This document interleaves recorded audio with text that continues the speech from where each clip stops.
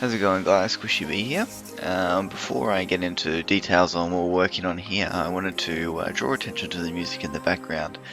I know I've spoken a lot about DemeloBeats and the stuff that he's doing over on his channel recently, but this track here, he got in contact with me and agreed to compose a couple of exclusive tracks for me, which is really awesome, and this is one of them, and I absolutely love it, and I love everything he does, and this is no exception to that. So it's going to be used in the new intro, which has come in as well. So I thought I'd just give him a quick shout out here at the beginning and say, yeah, go check out what he's doing. Seriously, it's fantastic stuff.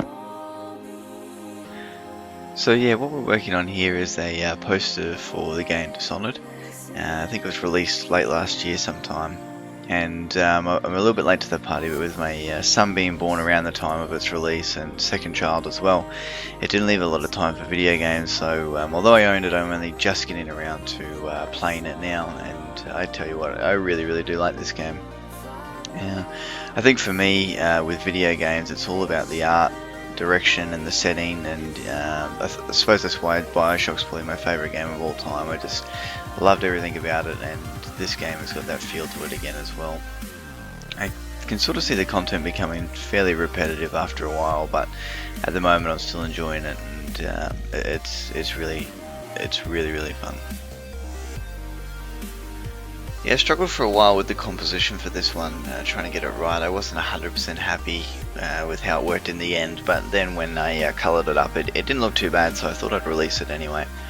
One of the things that I didn't notice was Corvo's mask. Corvo is the guy in the background. He's the main character that you play. In the game, it looks, well, it appears a lot different to what it does was when you look at it in detail. Obviously, it's still got that steampunk vibe, which is awesome, but it looks really sort of pieced together, disjointed. It's got strings that hold it together and stuff like that. You can see it maybe on the right there, and in the game, you don't really get a good glimpse at it, and when you do, it doesn't appear to look like that. So when I saw it, I was like, oh, you know, the idea of what I thought was in my head was a lot better than what it actually was, but still very cool.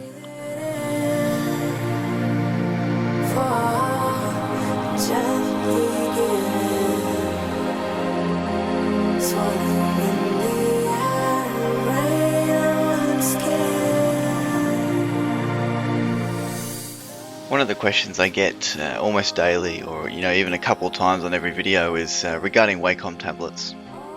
Which one I use and which one, how to choose, how to tell the difference between the different ones, what is the difference between the different ones, and my history with them. So I thought I'd spend a little bit of time now just going over my history with the tablet. Everything I'm about to say is purely, my opinion. It's not fact-based. Any facts that I do have are probably incorrect, so just keep that in mind. I mean, what works for me may not necessarily work for you, but I figure I'd share my thoughts on it anyway. So in today's market, it's actually a little bit easier to make a decision on a tablet because there's less models than when I started. When I started with a tablet that was called a Graphire. And basically, where that sat in the range was there was your Bamboos, then you had your Graphires, then you had your Intuos, and then you had your Cintiqs. And I bought the Graphire just to try things out, and I found it okay, but I couldn't really get what I wanted. I couldn't get the results that I wanted with it.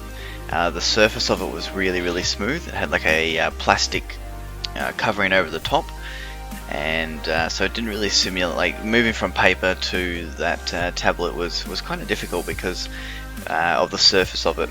I think you could actually slide photos underneath it to draw on top of it, but I never actually found a use to that. But anyway, so after that I decided, well, probably the thought process that a lot of people have, and that's the most expensive is the best. So I moved over to a Cintiq, so I actually skipped the Intuos completely. And the Cintiq, and they range from, in Australian dollars, about 1,500 to $3,000, depending on which one you're looking at. I mean, the really big one. I never actually got the really big one. I got the small one just to try out, and then if I was if I was happy with it, I would probably have to move to the 22-inch one. But I actually found the same thing with that. I had some trouble with the surface of it. Was very smooth, so drawing on it felt a little weird. The response on it was really good, and having the actual Photoshop display on the screen meant you know, you could get a lot of detail. It was fairly accurate. Your hand-eye coordination wasn't as big a deal as it is with the like the bamboo and the Intuos, because you're not looking up at the screen as you draw. However, I still wasn't 100% happy with it, and so before sort of making the decision, I actually picked up the Intuos.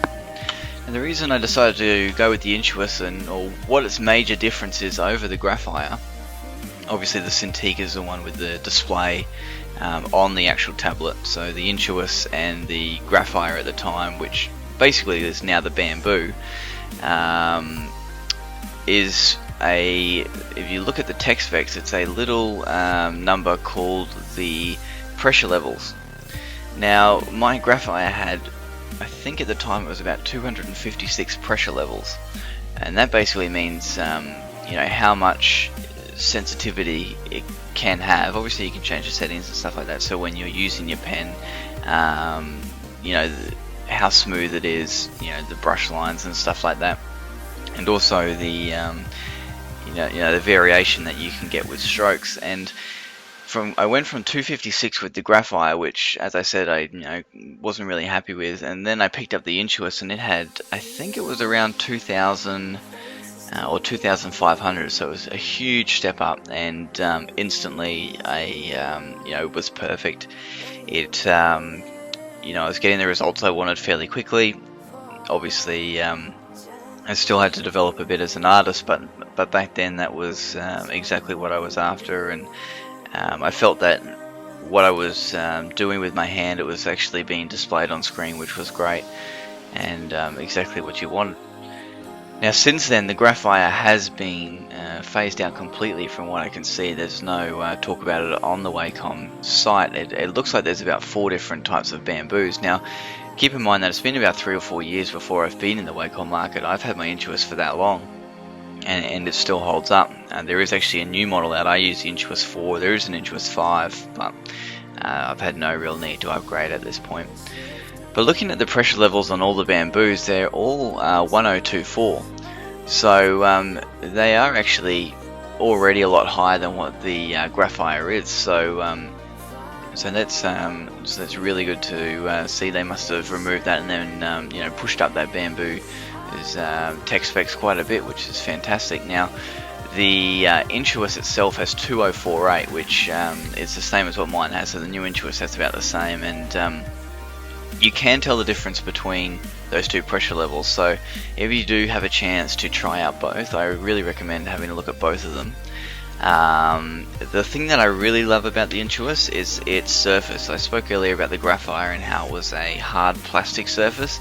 It sort of felt like you were drawing on ice, but the Intuos is a lot different. It's got it's a bit hard to explain, but it's got a funny little texture on it, which feels a lot more like you're drawing on something, maybe not paper, but something of similar style, and it makes a huge difference to me. And probably another thing to look at as well when you are looking at choosing one.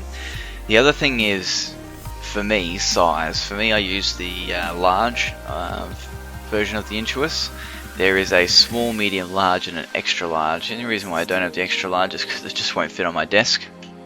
Because I use the keyboard with it, I don't actually use the hotkey things on the side. I need to have my keyboard in front of me as well, switching between the different tools. So that's the reason why I don't have the extra large. But surface area is really important when you're looking at purchasing a bamboo, or you're looking at purchasing any tablet at all.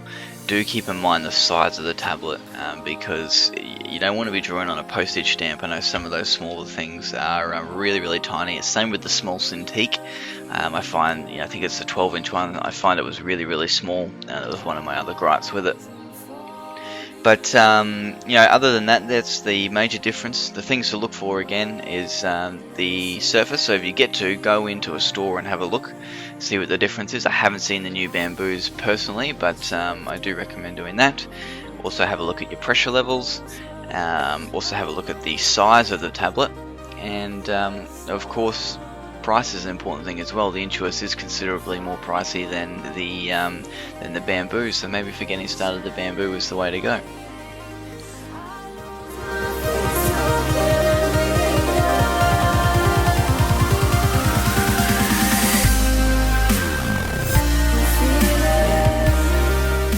So hopefully that helps out a little, guys. Please feel free to ask me any other questions you may have, or if I didn't cover anything off. Other than that, please follow me on Twitter, that would be totally awesome, and also on Facebook. The links are all in the description below. And other than that, take it easy, guys.